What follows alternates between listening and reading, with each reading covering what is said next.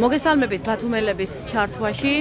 ბათუმელები იმყოფება ტრადიციულად საკონსტიტუციო სასამართლოს მიმდებარე ტერიტორიაზე, სადაც 296 დღეა მოქალაქეები უწყვეტ საპროტესტო აქციას მართავენ. Ამ საპროტესტო აქციის მოთხოვნები ჩვენი მაყურებლისთვის და დანარჩენი საზოგადოებისთვისაც ბუნებრივია არის ცნობილი, მაგრამ მაინც შეგახსენებთ დღეს, რომ მოქალაქეები თითქმის მე-9 თვეა აპროტესტებენ ამ ქვეყანაში ქართული ოცნების რეჟიმის მმართველობას, მოითხოვენ ახალ საპარლამენტო არჩევნებს, მოითხოვენ რომ ქართული ოცნების დე-ფაქტო ხელისუფლებამ დათმოს ძალაუფლება, ჩატარდეს ახალი საპარლამენტო არჩევნები ქვეყანაში, გათავისუფლდნენ პოლიტიკური პატიმრები და საქართველო დაუბრუნდეს ევროინტეგრაციის პროცესს, რადგანაც როგორც თქვენთვის ცნობილია, ქართული ოცნების ხელისუფლებამ გასული წლის არჩევნების შემდეგ გამოაცხადა, რომ ისინი აჩერებენ ევროპასთან ინტეგრაციის პროცესს და მინიმუმ ეს შეჩერების პროცესი 3 წელიწადს გაგრძელდებაო, ასე იყო ნათქვამი. ბუნებრივია ამ განცხადებას მოჰყვა მასობრივი მღელვარება საზოგადოებაში, რადგან პირიქით უნდა მომხდარიყო, ანუ იმ წლის ბოლოს უნდა დაწყებულიყო ევროკავშირთან მოლაპარაკებების პროცესი, იმიტომ რომ საქართველომ კანდიდატი ქვეყნის სტატუსი მიიღო და საქართველოს მოსახლეობა ელოდებოდა შემდგომ ნაბიჯებს, რომ რაც შეიძლება მალე დაჩქარებულიყო საქართველოს ევროკავშირში ინტეგრაციის პროცესი, თუმცა ამის სანაცვლოდ ქართული ოცნების ხელისუფლებამ გამოაცხადა, რომ ისინი საერთოდ აჩერებენ ამ პროცესს და ამით რა თქმა უნდა გამოიწვიეს საზოგადოების აღშფოთება, გაბრაზება და ამ ყველაფერს მოყვა ის, რომ ხალხი გამოვიდა ქუჩაში, არ დარჩენილა საქართველოს არც ერთი ქალაქი, არც ერთი ნაწილი, რომ ხალხი არ გამოხმაურებოდა პროტესტით აი ამ უკუსლას, აი ამ ძიმე გადაწყვეტილებას ქართველი ხალხისთვის და ახლა აი ამ ანტიდასავლური და ანტიევროპული რიტორიკის გამო და იმ გარკვეული პირობების შეუსრულებლობის გამო, რომელიც ევროკავშირმა დააყენა საქართველოს წინაშე, უпростоრად ქართული ოცნების ხელისუფლებას მისა რეკომენდაციები, რომ მას უნდა შეესრულებინა ვიზა ლიბერალიზაციის გაგრძელებასთან დაკავშირებით გარკვეული პირობები, ქართული ოცნების დე-ფაქტო ხელისუფლებამ არ შეასრულა არც ერთი ეს მოთხოვნა. 31 აგვისტომდე იყო ეს ბადა მიცემული არალეგიტიმური ხელისუფლებისთვის, თუმცა ჩვენ დავინახეთ, რომ ივანიშვილის ოცნება და მისი არაღიარებული ხელისუფლება არაფერს აკეთებს იმისთვის, რომ ამ ქვეყანამ შეინარჩუნოს ევროპასთან თავისუფალი მიმოსვლა, რომელიც სასიცოცხლოდ მნიშვნელოვანია ამ ქვეყნის როგორც ეკონომიკური გადარჩენისთვის, ასევე სხვა სფეროების განვითარებისთვის და ბოლოს ეს არის პოლიტიკური განაცხადი იმის, რომ საქართველო არის ევროპასთან, ევროკავშირთან და მისი მისწრაფებები არ შეცვლილა და გარდა ამის ამ პოლიტიკური განაცხადისა ცხადია ვიზა ლიბერალიზაციას, თავისუფალ მიმოსვლას ევროპასთან აქვს სხვა ბენეფიტები, სხვა ძალიან მნიშვნელოვანი და სიღრმისეული დატვირთვები და ეს უკავშირდება ადამიანების ეკონომიკურ განვითარებას, დასაქმებას ევროპაში, ჯანდაცვას, სწავლას, მოგზაურობას და ასე შემდეგ. ბევრი სიკეთეები ახლავს ევროპასთან უმიზო მიმოსვლას, თუმცა ეს ყველაფერი დგება საფრთხის ქვეშ, რადგან ძალიან მალე შესაძლოა საქართველოს აი ეს სიკეთეები დაკარგოს და ამაში ძალიან დიდი წვლილი მიუძღვის სწორედ ქართულ ოცნებას, რადგან ის არათუ არ ცვლის ანტიდემოკრატიულ და ანტიევროპულ რიტორიკას, არამედ პირიქით აძლიერებს ამ რიტორიკას, იმის ნაცვლად, რომ მას გაეთავისუფლებინა უკანონოდ დაკავებული პოლიტპატიმრები, პირიქით ეს რიცხვი იზრდება ყოველ დღე და პოლიტპატიმართა რიცხვი იზრდება ყოველ დღე და სწორედ ეს ნაბიჯები და ის რეპრესიული პოლიტიკა და ის რეპრესიული მოქმედებები, რომელსაც ყოველდღიურად ვხედავთ ჩვენს ქალაქებში და ჩვენს ქუჩებში ქართველი ხალხის საწინააღმდეგოდ, განაპირობებს იმას, რომ საქართველოს შესაძლოა დაკარგოს ვიზა ლიბერალიზაცია და საერთოდ მისი მიზანი და ოცნება, რომ გახდეს ევროკავშირის წევრი.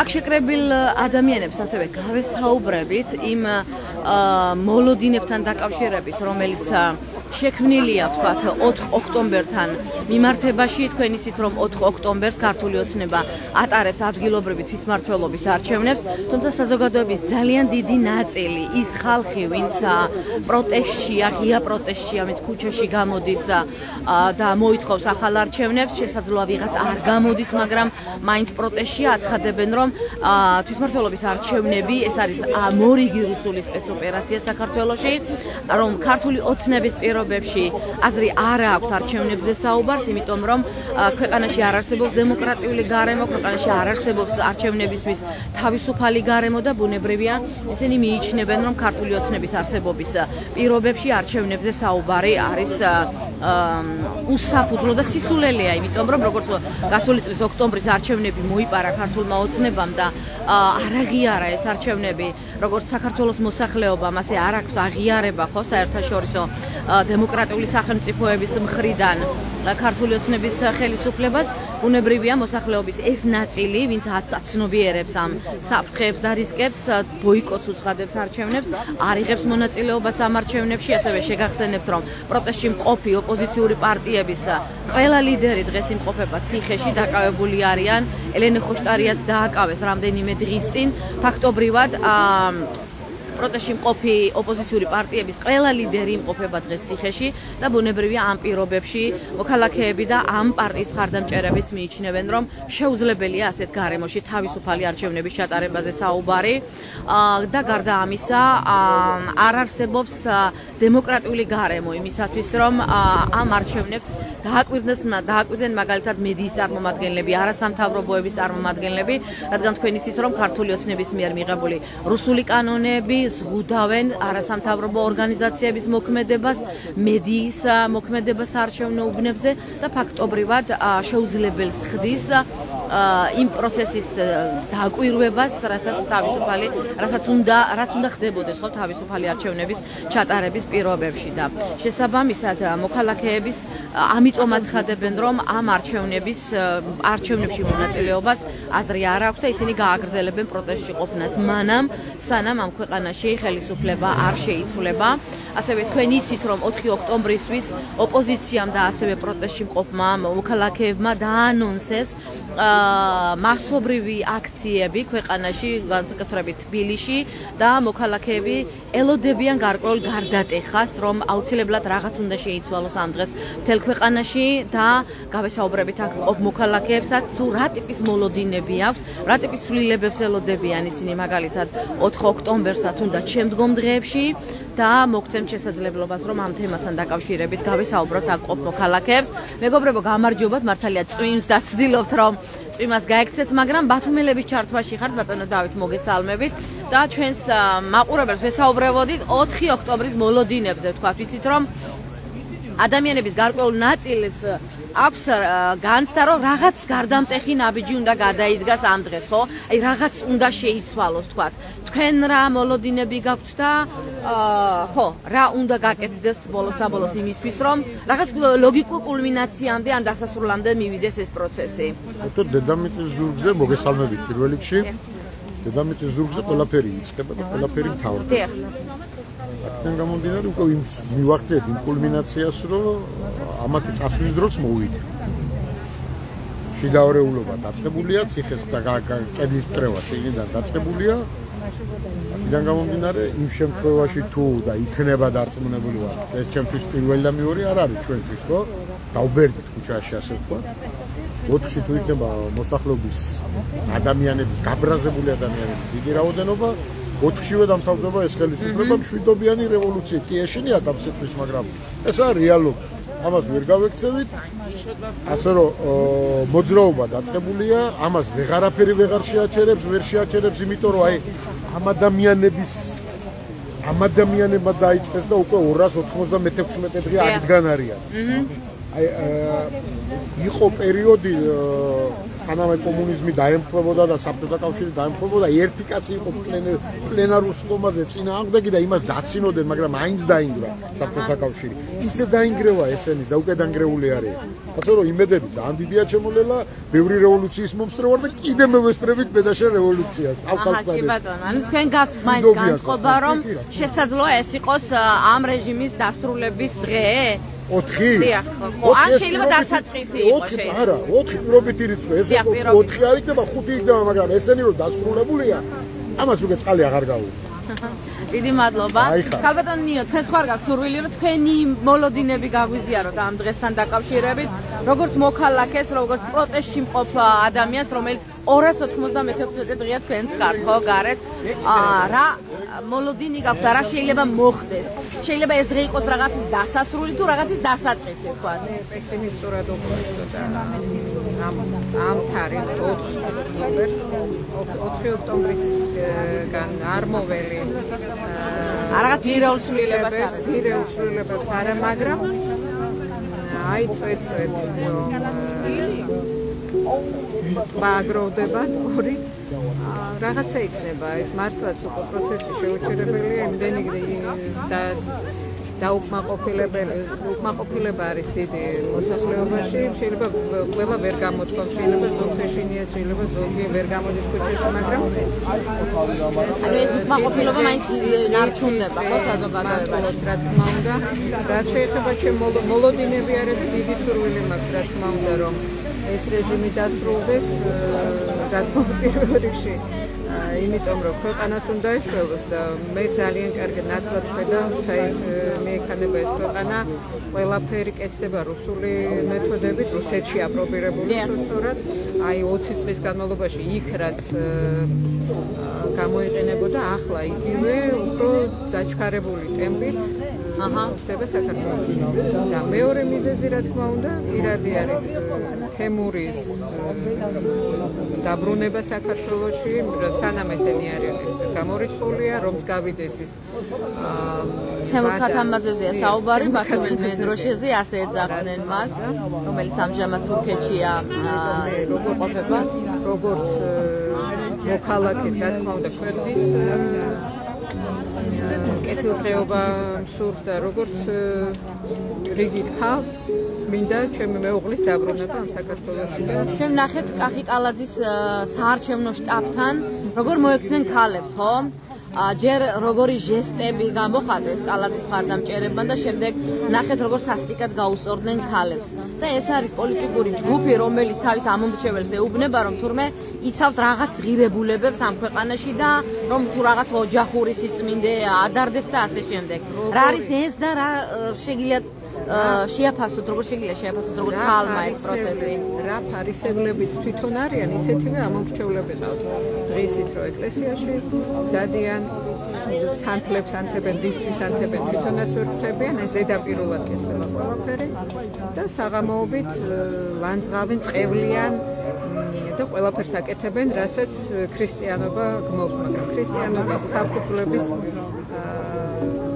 საწყისების აზრზე არ არიან ამაში დარწმუნებული ვარ წმინდა წერილი წაკითხული არა აქვს ლოცვა რო ვკითხოთ დარწმუნებული ვარ რომ არც ისეციან ამიტომ რა უნდა აქ უბრალოდ ძალიან დაბალი ინტელექტის მქონე ადამიანები არიან და ეს ჩვენი ხელისუფლება იცის და თავის ამომრჩეველს რაც მოეწონება ისე მოქმედებს.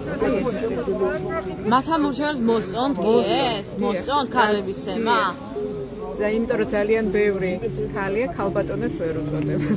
ძალიან ბევრი ქალი ყავს ამ ქვეყანაში, ვინც ამართლებს ძალადობას, რაღაც არ ვიცი რა ფასეულობებით ამართლებენ, მაგრამ ეს არასწორი ღირებულებების პროპაგანდის შედეგია ალბათ.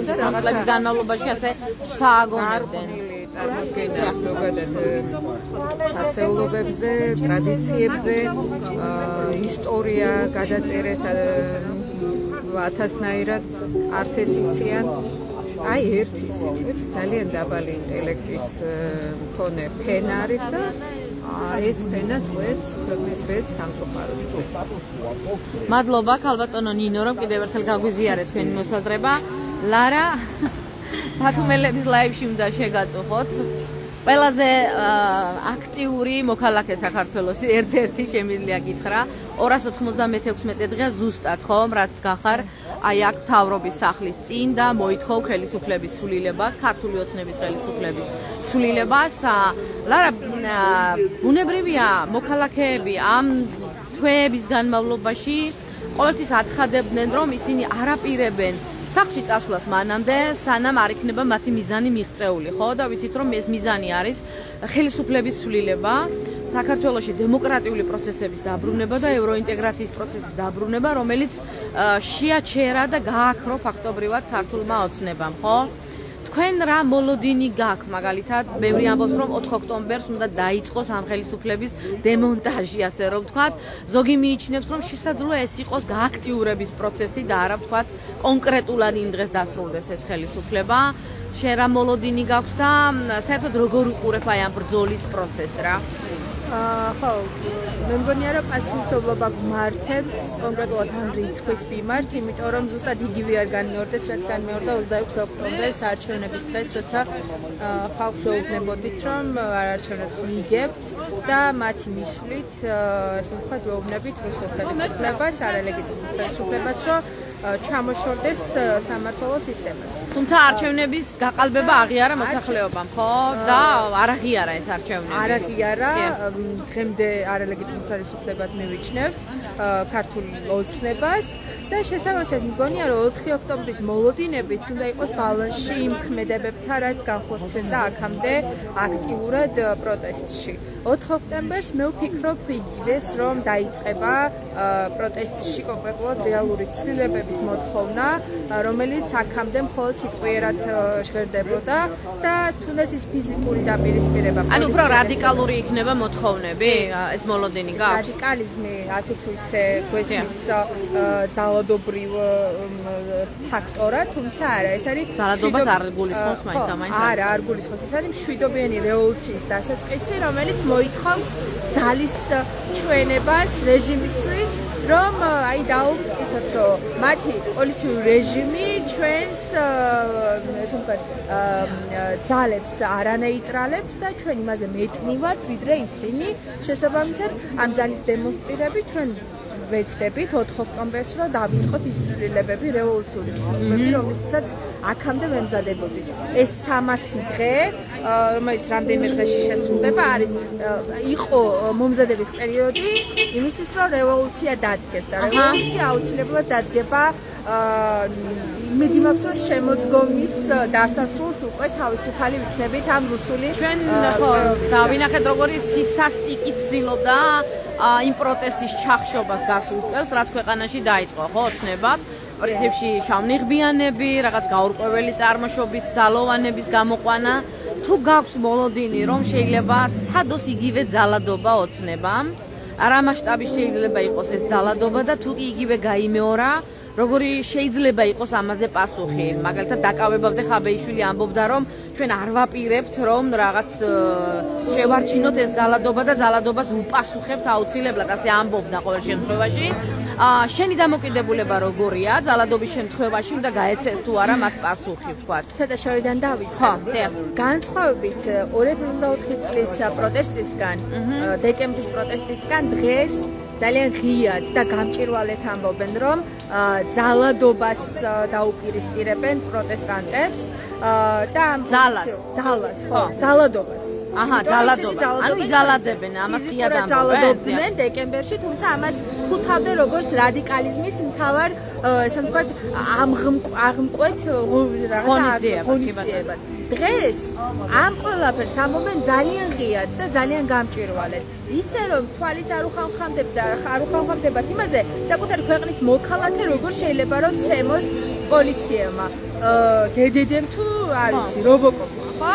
შესაბამისად მგონია რომ ახლა ყველაფერი გაფილტრული გვაქვს და მოლოდინით შესაბამისია რომ კი იქნება ფიზიკური დაპირისპირებაც შესაძლოა ეს მოლოდინი გვაქვს ყველას და ეს მოლოდინი ზუსტად იქნება ცვლილებების დასაწყისი. ამიტომ არავინ არ ესე ვთქვათ არავინ არ ეხონდა და არავინ არ შეიქმნას ილუზიები რომ რეჟიმი ვინმეს დაინდობს. არავის არ დაინდობს პროტესტში და არც პროტესტის გარეთ. ყველას ჩაყალაპავს, ყველას გაანადგურებს თუ საბოლოოდ არ დასრულდება ეს კონკრეტული რაღაცა დიქტატურა, რომელიც ყოველდღე. კი ბატონო, ცხადია რომ რეჟიმი არც მალავს რომ არავის არ დაინდოს და ფაქტებითაც ამას აჩვენებს, ხო? აი გუშინ მაგალითად აქციაზე, როდესაც იარაღიანი ვიღაც ტიტუშკა ხო მიუვარდა აქციის მონაწილეებს, შემდეგ აღმოჩნდა რომ ის ადამიანი გამოუშვეს და ვინც თქვათ დაიჭირა თუ დააკავა იქ აქციაზე, ეს ადამიანი და პოლიციას ჩააბარა, ამის წინააღმდეგ დაიწყეს გამოძიება. ანუ სრულად შეცვლილია სამართალი ქვეყანაში, აბსოლუტურად ყველაფერი, ხო?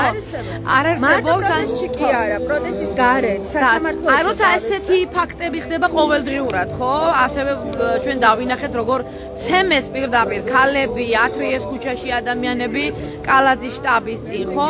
როცა ამას ვხედავთ, რამდენად ხო შეიძლება კონდეს იმის მოლოდინი, რომ იგივე არ გაიმეორონ, თქვათ, იგივე ოქტომბერს და ხო, როგორ შეიძლება დახვდეს მას საზოგადოება, ხო? საკმაოდ მომზადებული ახლა მორალურად, ფიზიკურადაც დღეს სამოქალაქო საზოგადოება პროტესტში და შესაბამისად ის რისკები, რომელიც არსებობს, რომელიც დეკემბერში არ მქონდა გათვლილი, დღეს ვიცით და ვიცით სად უნდა ჩავაჭიროთ. ხო. ეს არის ძალიან მნიშვნელოვანი პროტესტში მყოფი ადამიანებისთვის, რომ დღეს ვიცით რეჟიმს რა აფერხებს, რა აშიშებს და რა უქმნის დისკომფორტს. ამ დისკომფორტის პოვნას დაჭირდა ძალიან დიდი ხანი, მაგრამ ხო ვიპოვეთ და ეხლა ცხადია ფიქრობ რომ თქვათ ხო მაშინ ამბობდნენ რომ აი იანვრამდე არ გაგრძელდება პროტესტი ამბობდა ობახიძე მაგრამ გაგრძელდა 1 წელი ნუ ეგენის იმასაც ამბობდა რომ 3 დღეში უნდა აეღო რუსეთი უკრაინა მაგრამ მე-4 წელია უკვე ომი მიდის და ის პროტესტი რომელზეც ეგონათ რომ დასრულდებოდა მე უკვე გრძელდება ხო წელიწადია ამიტომ რა მაინტერესებს რაღაც ლოგიკურ დასასრულამდე ალბათ რაღაც უნდა მივიდეს, ხო? თქვენ როგორ უყურებთ ამ პროცესს, რომ შეიძლება ვერ გადატეხონ ეს პროცესი ისევ, მაგრამ სადამდე შეიძლება წავიდეს ეს? ანუ რა ფორმა შეიძლება შეიძინოს? ისევ იგივე ქუჩაში დგომის ფორმა შეიძლება კონდეს ამას თუ უკვე რაღაც სხვა ფორმატი მიიღოს ამან. როგორ უყურებს ამ მომავლოთ? რა როგორ წარმოგიდგენია მაინც ეს? სანამ აქამდე მივალ პატარა დეტალს დავამატებ, როგორ არსებობს დიქტატურა ქვეყნებში, რუსეთში, საქართველოში და სხვა ესეთ არაცივილიზებულ ქვეყნებში, ხო? დიქტატურა არსებობს დღეს ტექნოლოგიების ხანაში არსებობს პროპაგანდით. რუსეთში თავის დროზე პუტინის რეჟიმმა გამოურეცხა ყველას პროპაგანდით ტვინი. იგივე ხდება დღეს საქართველოში. ის რომ ყობახიძე იძახდა რომ 3 დღეში მორჩება უკრაინის ომი და 27 იანვრამდე თუ რომელიღაცა რიცხვამდე ვერ გასტანს დამთავრდება ეს იყო მათი ამომრჩევლისთვის რაღაცა გამოყოფილი ინფორმაცია რომ ადამიანებისთვის დაემტკიცებიათ რომ აღკვეთეს ეს რადიკალიზმი. არაფერი აკვეთილა, გავართ ცოტანი შეიძლება, მაგრამ 25000 იყო მე მგონი 13 სექტემბერს, ხო? 4-ში 100000 გამოვართ, 200000 რამდენი წამდა გამოვიდეთ 4-ში იწყება რევოლუციური ცვლილებები და მართლა არავის არ ეშინია, არც პატიმრობის აღარ აი არაფერის აღარ გვეშინია მართლა იმ თავდადებით ბრძოლობთ რა თავდადებითაც აქამდე მოვედით და ზიასთვის, ნინოსთვის, ყველა სინდისის პატიმრისთვის საქმეს ბოლომდე მივიყვანთ. მართლა სისხლის ყურაც რომ დამჭირდეს მე პირადად საქმეს ბოლომდე მივიყვან, იმიტომ რომ მართლა როგორც მოქალაქე საკმარისია ის მარწუხები, რომელსაც გვიჭერს დღეს რეჟიმი. საკმარისია. ლარა, მადლობა რომ გაგვიზიარეთ თქვენი მოსაზრება ამასთან დაკავშირებით. ბათუმელებით ლაივს ვინ შემოვერთით, შეგახსენებთ რომ დღეს არის 296 დღე პროტესტის. თქვენ ხედავთ რომ მოქალაქეები კვლავ იკრიბებიან ბათუმშიც, თბილისშიც და სხვა ქალაქებშიც და იცით რომ ამ მოქალაქეების მთავარი მოთხოვნა არის რომ ქართული ოცნების არაღიარებული ხელისუფლება წავიდეს მთავრობიდან, ანუ მან დათმოს ძალაუფლება და ქართველ ხალხს მისცეს შესაძლებლობა, რომ ჩაატაროს ამ ქვეყანაში დამოუკიდებელი და თავისუფალი არჩევნები და თავისუფალ გარემოში აირჩიოს საკუთარი მთავრობა. რომლის მთავარი მოთხოვნაც არის პრინციპში ის, რომ საქართველოს დააბრუნოს ევროინტეგრაციის გზაზე, რომ შეასრულოს ყველა ის რეკომენდაცია, რომელიც აუცილებელია ევროკავშირში ინტეგრაციისთვის, ასევე ევროპასთან თავისუფალი ვიზა ლიბერალიზაციის და თავისუფალი მიმოსვლის შენარჩუნებისთვის და ასევე იმისთვის, რომ საქართველოში ქართული ოცნების მიერ შემოღებული რუსული რეპრესიული კანონები გაუქმდეს და საქართველოში დაბრუნდეს, ასე რომ თქვათ, ეს ქვეყანა დაუბრუნდეს თავის დემოკრატიული განვითარების გზას. აი ეს არის ის ძირითადი და მთავარი მოთხოვნები, რის გამოც მოქალაქეები 9 თვეა ქუჩაში არიან და თქვენ მოისმინეთ ჩვენს ჩარტვებში და მოქალაქეები აცხადებენ, რომ ისინი არაპირებენ არც ერთი წუთით უკან დახევას და უარის თქმას თავიანთ მიზნებზე, რადგან ეს მიზნები არის ამ ქვეყნის გადარჩენა, ერთხელ და სამუდამოდ ამ ქვეყნის გათავისუფლება რუსული გავლენებისგან, პუტინის გავლენებისაგან, ამ ქვეყნის დეოკუპაცია და ერთადერთ მშვიდობიან გაერთიანებაში ყოფნა, რომელსაც ევროკავშირი ქვია. მე მადლობას გიხდით იმისთვის, რომ ჩვენთან ხართ, ვიყურებთ, იღებთ ინფორმაციას, მე ახლა დაგემშვიდობებით და დაგიბრუნდებით ხვალ ამ დროს ტრადიციულად. მადლობა კიდევ ერთხელ ყურადღებისთვის. ნახვამდის.